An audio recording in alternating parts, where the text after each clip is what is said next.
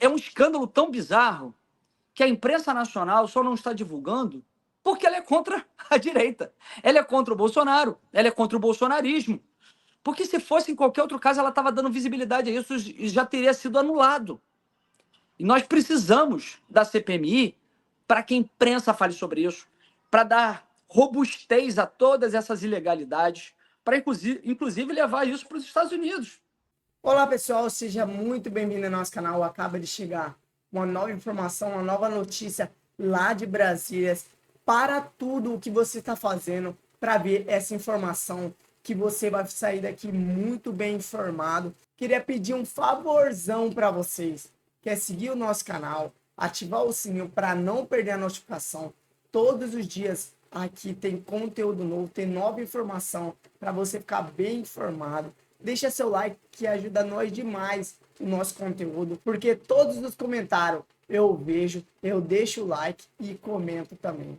Vamos aqui também deixar os créditos para a revista Timeline da plataforma YouTube. E sem mais enrolação, vamos para o conteúdo. Todo mundo parou tudo para ver isso aqui. Então vamos para a nova notícia que acaba de chegar.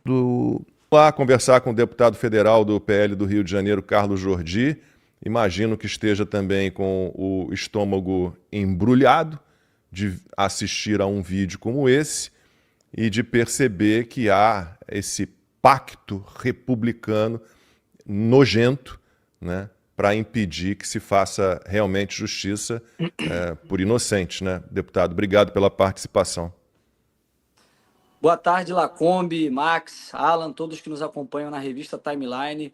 Lacombe, com certeza, você falou o termo certo. Eu até postei a respeito disso, eu falei que é de embrulhar o estômago ver Aécio Neves, Temer, que inclusive foi aquele responsável por aquela carta em que o presidente Bolsonaro se retratou com Alexandre de Moraes logo após o 7 de setembro.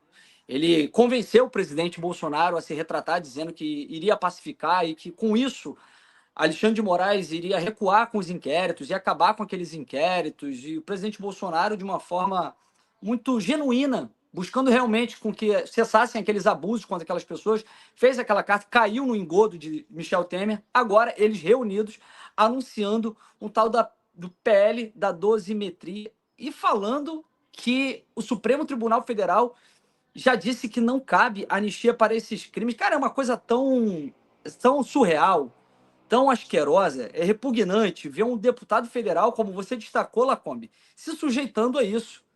Porque, na verdade, o Supremo Tribunal Federal agora, eles falam algo, eles simplesmente interpretam a Constituição da forma que quiserem e fica o dito pelo dito, pelo que eles disseram. Não se questiona mais, ainda que não esteja mais algo na Constituição, eles falam que aquilo ali é o que vale e nós temos que aceitar.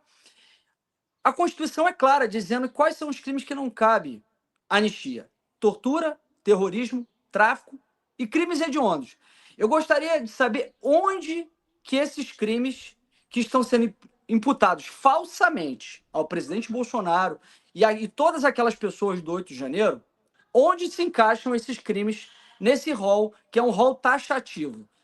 Eu já vi gente tentando fazer malabarismo, como, por exemplo, a Thalíria Petroni, dizendo que, no caso de terrorismo, o crime de terrorismo nem é tipificado no país. Para vocês terem uma ideia, não existe uma lei que trata do crime de terrorismo. Ele está na Constituição, mas não há nenhuma lei. Inclusive, isso já foi discutido por muitas vezes na Câmara dos Deputados, no Congresso Nacional, quando se esboça fazer uma lei sobre terrorismo, aí a esquerda vai e busca retirar algumas das condutas que tentam colocar ali, por exemplo, Black Blocs, MST. Então, hoje não há nenhuma conduta que é tipificada como terrorismo.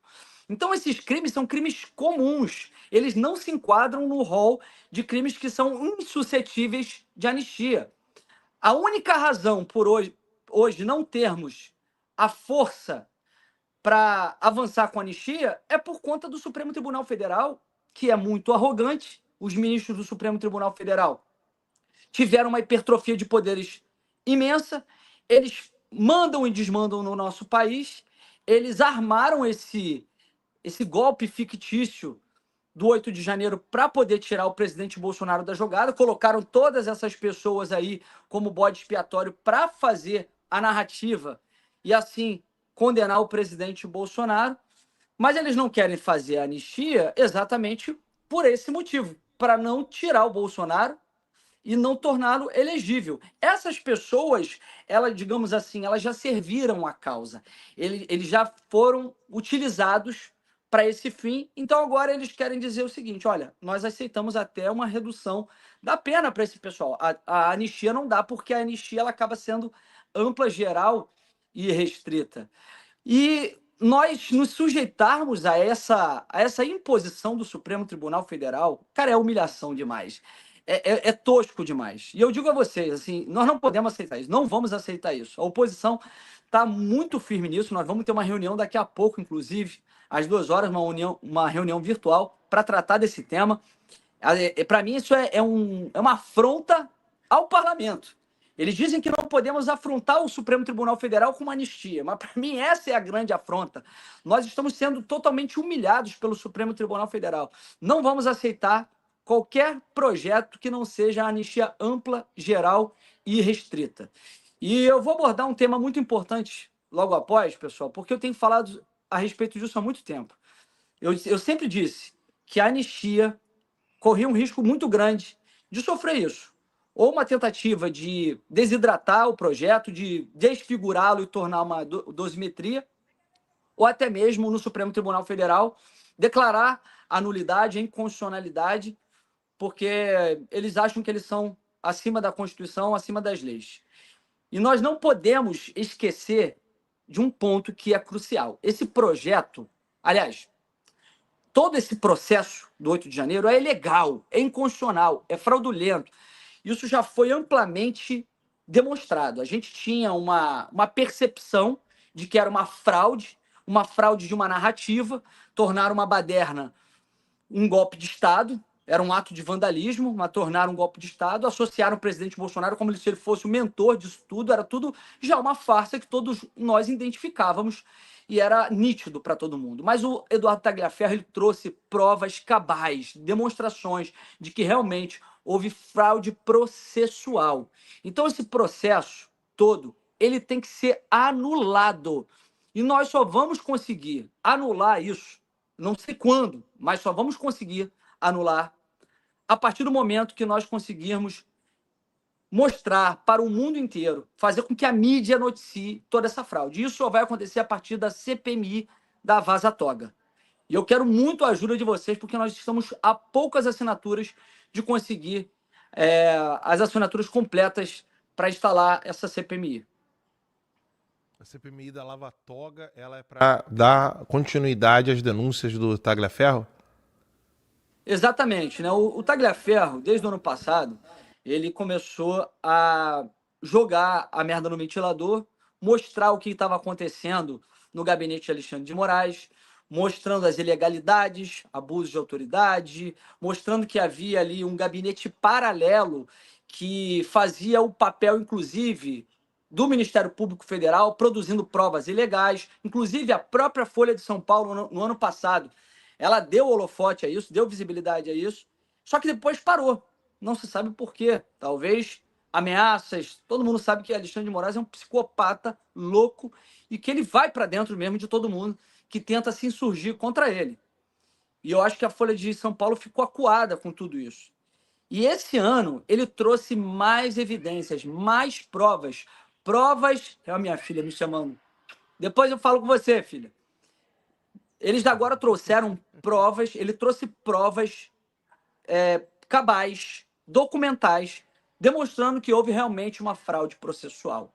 Uma fraude processual com documentos antedatados, com data retroativa para justificar buscas e apreensões que ocorreram antes daquele documento, uma coisa bizarra demais. Como foi aquela busca e apreensão, que, se eu não me engano, foi no dia 17 de agosto de 2022, contra empresários.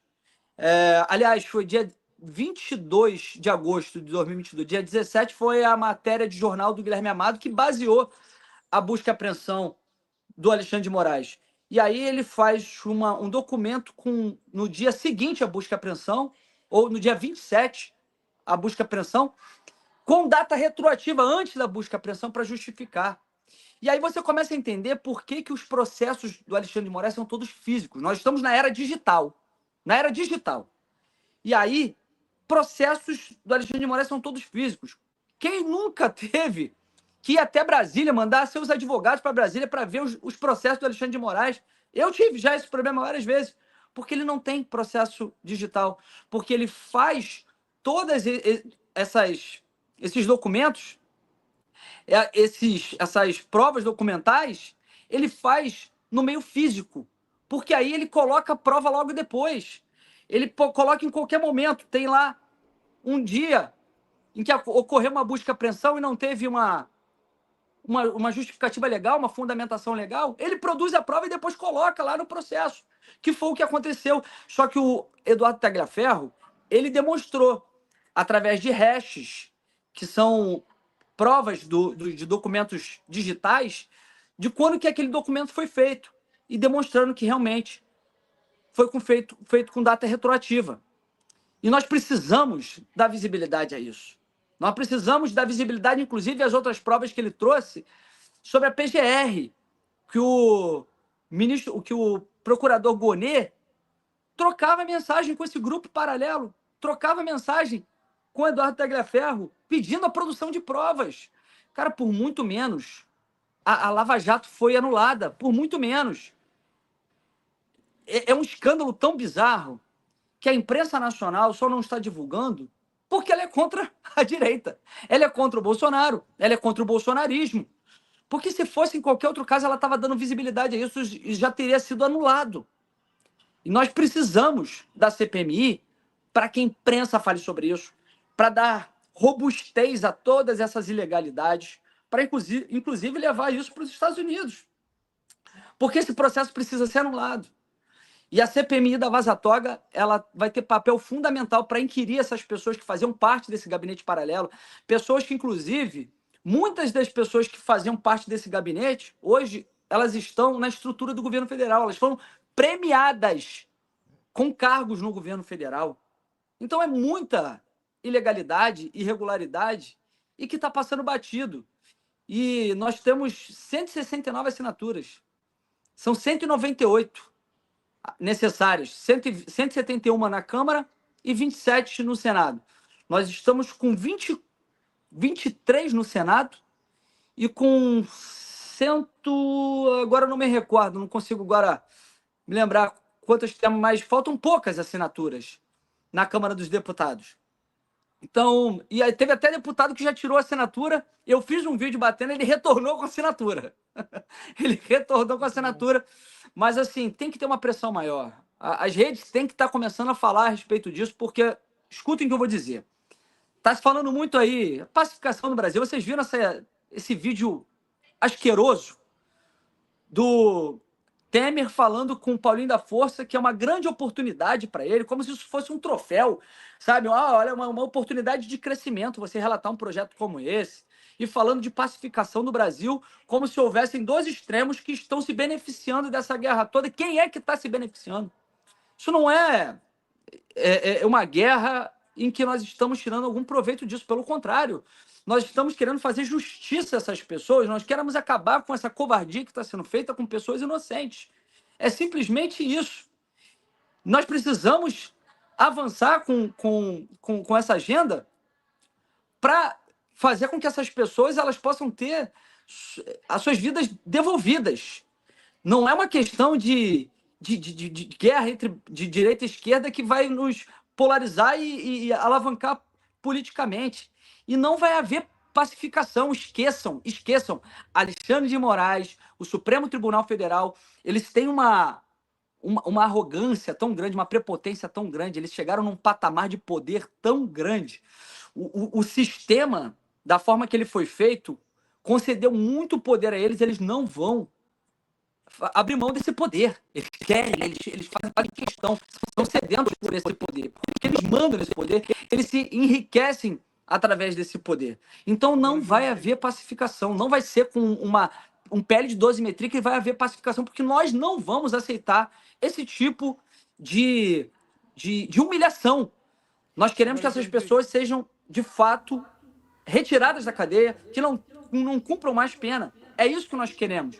E esses caras, eles vão tensionar ad eterno. Eles não vão aceitar que nós vençamos alguma batalha.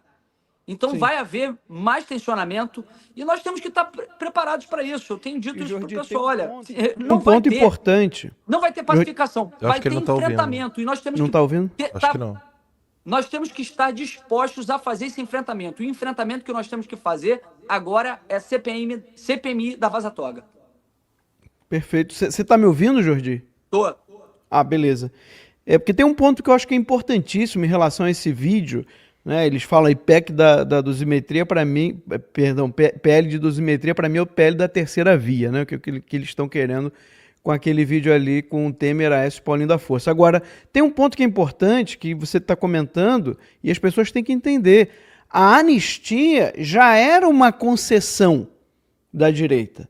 Porque o que deveria ser feito é uma anulação de todos esses processos. Os processos são nulos, eles são injustos. Essas pessoas, pelo menos a grande maioria que nós temos notícia, não cometeram sequer crime nenhum.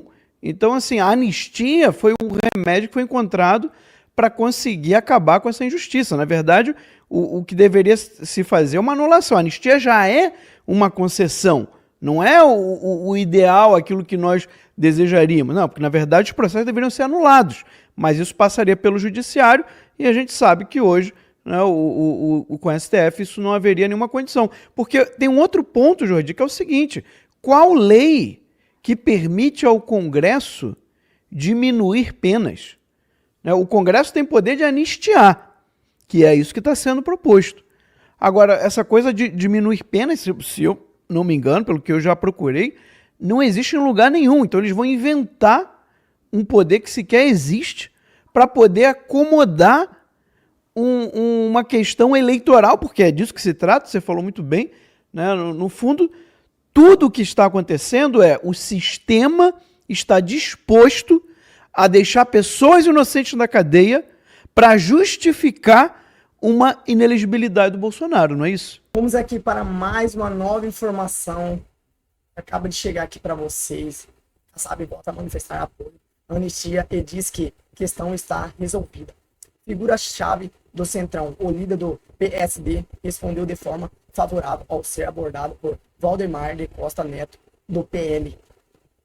O presidente nacional do PSD, Gilberto Kassab, manifestou apoio explícito à proposta de anistia a condenados e investigados por envolvimento nos atos de 8 de janeiro. A declaração, segundo o registro do portal Metrópolis, foi feita nesse sábado, durante participação dos Rocas Festival. Evento volta ao setor de equilíbrio realizado em Itaú, no interior de São Paulo. Kassab entregou um painel ao lado do presidente do PL, Valdemar Costa Neto, com mediação do deputado estadual Tomi Abduch, republicano ligado à base bolsonarista. Durante o combate, Valdemar cobrou publicamente uma definição do PSD sobre o projeto da anistia que tramita no Congresso Nacional, cuja eventual aprovação pode beneficiar o ex-presidente Jair Bolsonaro, considerado aos 27 anos de prisão pelo Supremo Tribunal Federal, STF. Em resposta, Cannabis afirmou: para mim, essa questão está resolvida. A situação favorável à anistia. A fala foi recebida com aplausos por Valdemar, que tem pressionado pela unificação de partido do centro-direita em torno da pauta. A posição de Kassab deve turbinar a mobilização política em curso por parte de legendas do centrão e da direita institucional em defesa da anistia. A proposta tem aliados em Brasil, com apoio entre lideranças partidárias, sobretudo depois da condenação do STF. No Congresso, deputados e senadores articulam a volta da medida ainda nesse segundo semestre. Então esse foi o vídeo. Se você gostou desse conteúdo, já deixa seu like, já se inscreve, ativa o sininho para não perder a notificação. Todos os dias tem vídeo aqui para vocês. E muito obrigado por chegar até o final. Seu comentário ajuda nós demais também. Comenta aí o que você achou do vídeo, de que cidade você é. Eu vou deixar o coraçãozinho no seu comentário. E vou ver e vou comentar também o seu comentário. E até o próximo vídeo.